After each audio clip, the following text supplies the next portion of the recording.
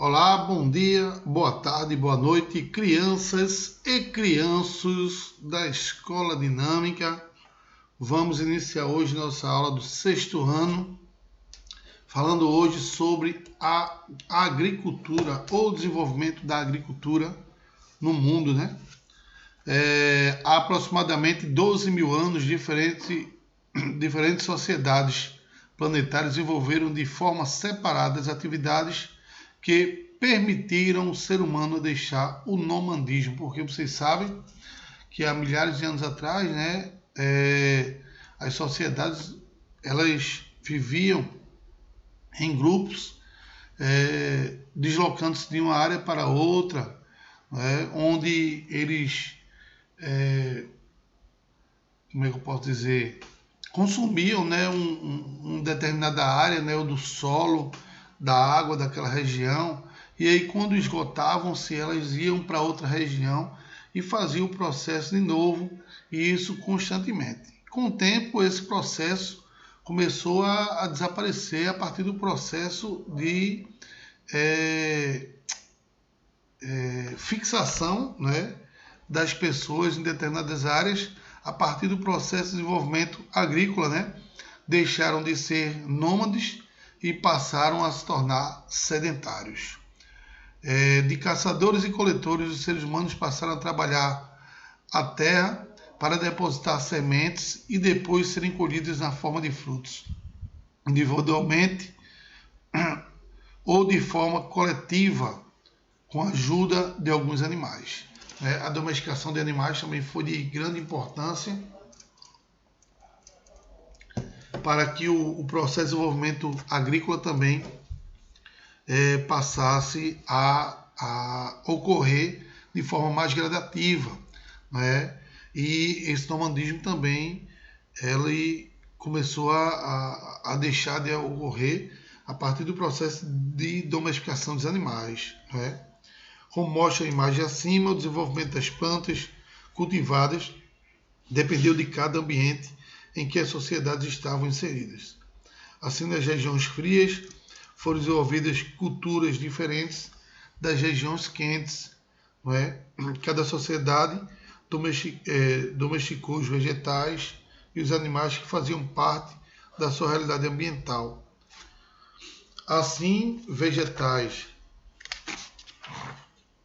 como mandioca, milho, cacau, café foram desenvolvidos em regiões quentes, enquanto o trigo, a cevada, a beterraba, o centeio, a aveia foram plantadas inicialmente em áreas frias, pois se adaptavam melhor a esses ambientes, né? Não tinha como você, naquela época, promover o desenvolvimento agrícola da beterraba ou do cacau em áreas extremamente frias, já que a semente ela não conseguia se adaptar a essas regiões com temperaturas elevadas. Com o tempo, né, o desenvolvimento agrícola começou a melhorar cada vez mais, novas tecnologias, novos estudos de solo, clima, né, e hidrografia, acabou promovendo com que o processo de desenvolvimento agrícola se expandisse pelo mundo e, consequentemente, alguns cultivos que só eram utilizados em determinadas áreas por conta de climas agradáveis, aquele tipo de semente começou a se desenvolver em outras áreas também que não se tinha ideia que se podia cultivar em determinada área. Por exemplo, a uva e a maçã, tinha-se uma ideia de que esse produto só podia ser desenvolvido em áreas, lugares de temperaturas muito frias. E depois de estudos feitos de solo, de clima, de água, de hidrografia, né, viu-se que, e também o aprimoramento também de sementes, viu-se que a uva e a maçã também não está ligado diretamente ao clima da região em si, a grande produção de água. Aí começou a produzir também uva aqui no sertão nordestino, né, na área do Vale do São Francisco, né, onde eu tenho uma grande abundância de água, assim como maçã também passou a ser desenvolvida naquela área. Com o avanço das ciências, os transportes e a comunicação, as culturas vegetais espalharam-se pelo mundo de tal forma que hoje você tem em sua casa produtos que surgiram de áreas distantes, mas cuja matéria-prima foi plantada em seu país e na sua região ou no seu município, desenvolvendo-se diversas técnicas e instrumentos que passaram a ser utilizadas na agricultura. Contudo, devemos salientar que esta ainda depende das condições naturais e do clima, do solo e do relevo, né? Então, é um contexto, né, um conjunto de elementos que é necessário para promover o desenvolvimento da agricultura em determinadas regiões. Para aqueles que ainda não dispõem de tal tecnologias modernas, como irrigação, arado mecânico, adubo industrial, tratores, ceifadeiras, plantar ainda depende das chuvas e da fertilidade do solo, do excremento animal e de pouca inclinação do relevo. Na região nordeste do Brasil, existe a tradição de São José, que mantém a crença de que se chover no dia 19 de março, marca o fim da estação chuvosa. No semiárido, as colheitas são muito boas. É justamente nesse dia que se planta milho, né, dia de São José, para se colher no São João, né? Geralmente, dia de São José é dia 19 de março. Todo ano, as pessoas que trabalham na lavoura cultivam milho, né, dia de São José, e acreditam que o São João vai ser muito bom. Isso, claro, chovendo nesse dia, né? A sabedoria do sertanejo marca a estação chuvosa e pode ter um diagnóstico de como será a safra. Se não houver chuva suficiente, o agricultor perde todo o trabalho de um ano e sofre ainda mais com a seca, né? Então, o agricultor nordestino ele tem uma certa crença com o processo de desenvolvimento agrícola, principalmente nos santos.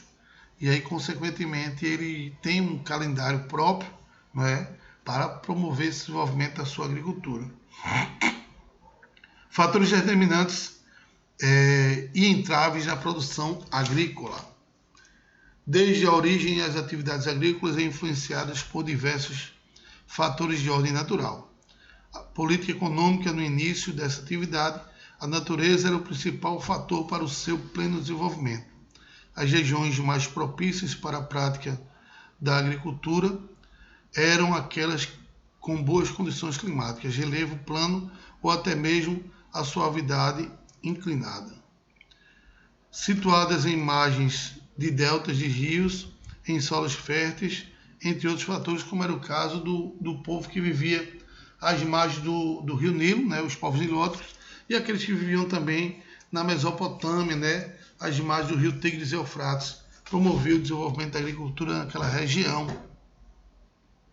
Mesmo na atualidade, em vastas áreas pobres do mundo, esses ainda são os fatores básicos para que esse tipo de atividade seja desenvolvido. Contudo, o desenvolvimento tecnológico tem promovido uma verdadeira revolução agropecuária, elevando a produtividade daqueles que, dispondo do capital, podem adquirir insumos cada vez mais eficazes para otimizar o desempenho das propriedades agrícolas.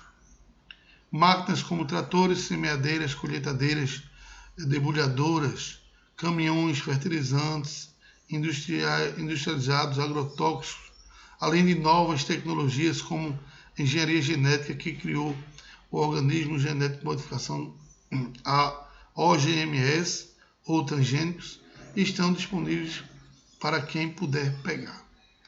Ao lado desses insumos, pode destacar o avanço dos transportes, fazendo que a produção chegue cada vez mais rápido ao mercado, bem como incentivos fiscais e subsídios dados por diversos governos e produtores agrícolas, como um fomento da prática agropecuária em alguns países. Porém, a atividade agrícola ainda apresenta alguns elementos que dificultam o desenvolvimento, principalmente dos países desenvolvidos, tais como ineficiência das práticas de incentivos e consumo interno do produto agrícola, dificuldade no acesso à terra devido à concentração fundiária, reforma agrária insuficiente e ineficaz, pois falta crédito a existência técnica de agricultores mais pobres, dificuldade de comercialização dos produtos agrícolas devido às pessoas que repassam produtos irregularmente e a exploração por parte de grandes proprietários da mão de obra dos trabalhadores sem terra, baixos preços e, por vez, o trabalho análogo e a escravidão, que é uma realidade atual hoje, principalmente nos interiores mais longínquos do Brasil. Infelizmente, a gente ainda vive com essa exploração da mão de obra, né? O trabalho infantil também sendo muito explorado a nível de escravidão, né? A produção escrava, onde as pessoas sequer recebem o alimento diário, né? Infelizmente ocorre dessa forma ainda no Brasil e as pessoas ainda não trabalham para esses latifundiários que infelizmente exploram e fazem chantagens com eles para que não deixem de trabalhar, né? Infelizmente ainda ocorre isso no Brasil. Essas medidas organizariam o trabalho no campo, ampliariam, diversificariam e bateriam a produção para o consumo interno, bem como acabariam com a violência no campo dos países pobres e desenvolvimento, onde há disputas pelas posses de terra, a não distribuição destas, na forma de uma reforma agrária, geram embates entre as populações pelo controle da terra. No Brasil, por exemplo, há muitas mortes por conta de disputas. Poceiros que vivem em uma porção de terra há anos, né? Grileiros que se apossam de terras que não são suas e vivem em climas de guerra. Né? É comumente isso aqui no Brasil ocorrer, esses conflitos entre esses agricultores que são de formas irregulares. A segunda maior produtora de vinhos no Brasil encontra-se no sertão nordestino, como eu falei anteriormente. Isso mesmo, no sertão nordestino, o Vale do São Francisco é o exemplo de como o uso de tecnologias apropriadas para converter uma região sem vocação para a produção reconhecida internacionalmente. O vale reúne condições inéditas para a vinicultura, produção de uvas viníferas e de vinhos. Situa-se entre o paralelo 8 e 9, apresenta-se pluviosidade média de 500 milímetros anuais, concentrada entre os meses de janeiro e abril, temperaturas médias entre 26 graus e clima tropical semiárido. Apesar de relativamente jovens, os vinhos da região já têm seu reconhecimento no Brasil e até mesmo no exterior. Então, como eu falei para vocês anteriormente, né, o processo de desenvolvimento da tecnologia dentro do sistema agrícola, você acaba promovendo o processo de produção, né, de determinados produtos em áreas onde anteriormente não se pensava em produzir determinados produtos, como é o caso do vinho na região do Vale do São Francisco. Sistema de produção agrícola. A produção de atividade agrícola vai depender da maior ou menor utilização destes fatores.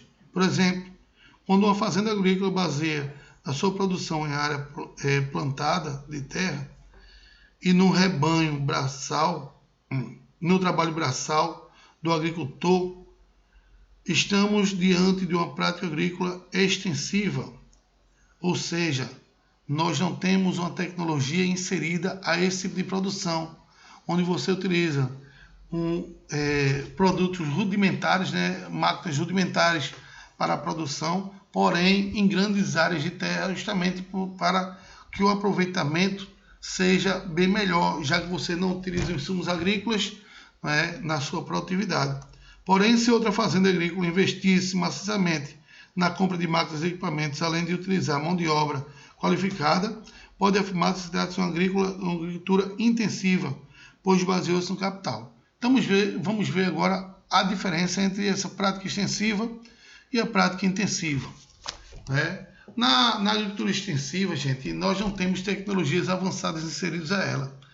É uma agricultura extremamente rudimentar, onde utiliza ainda força animal para o arado da terra, não é? É utilizado enxadas, pás, enxadecos, não tem um maquinário agrícola, nem tampouco pessoas gabaritadas no trabalho dessa produtividade.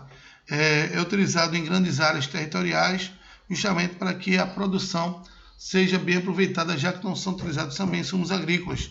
Nós não temos engenheiros agrônomos trabalhando nessa área, geralmente é uma agricultura familiar de subsistência, onde trabalham nessas mesmas áreas as pessoas de uma mesma família. A agricultura de subsistência é a prática de agrícola desenvolvida em áreas sem acesso a capital de tecnologia, como em boa parte dos países africanos, vastas áreas do sul e sudeste da Ásia e muitos países da América Latina. Nessa prática, a produção é obtida em pequenas e médias propriedades a partir da utilização de técnicas rudimentares tradicionais, com mão de obra prioritariamente familiar e cuja produção está quase totalmente voltada para a subsistência da família do agricultor. Por vezes, quando as chuvas chegam na hora certa e não há pragas, a colheita é boa e gera excedentes que são comercializados em feiras livres. A agricultura itinerante é similar à de subsistência, no entanto, ela se caracteriza pelo alto impacto ambiental, pois utiliza a queimada como principal técnica de limpeza de área de cultivo e provocam, ao longo do tempo, uma diminuição de fertilidade natural e no rendimento do solo. Quando isso acontece, a família que está trabalhando na terra assume inconscientemente uma postura predatória em relação à natureza, pois desmatam uma área próxima, tornando o solo desprotegido contra os principais agentes erosivos, como a chuva, não é?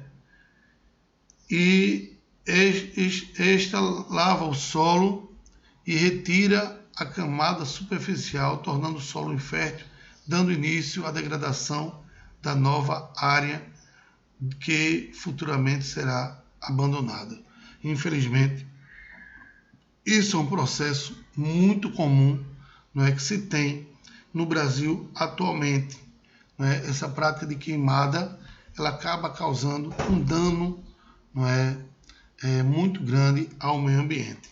Falar de agricultura de plantation, né, ou tropical.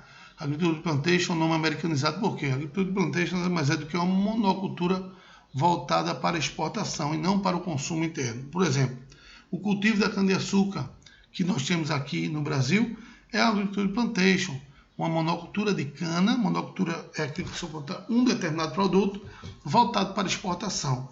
Então, plantation é a grande devoradora de matas nativas em vastas regiões dos chamados países desenvolvidos, ou seja, parte da América, África do Sul e sul e sudeste da Ásia.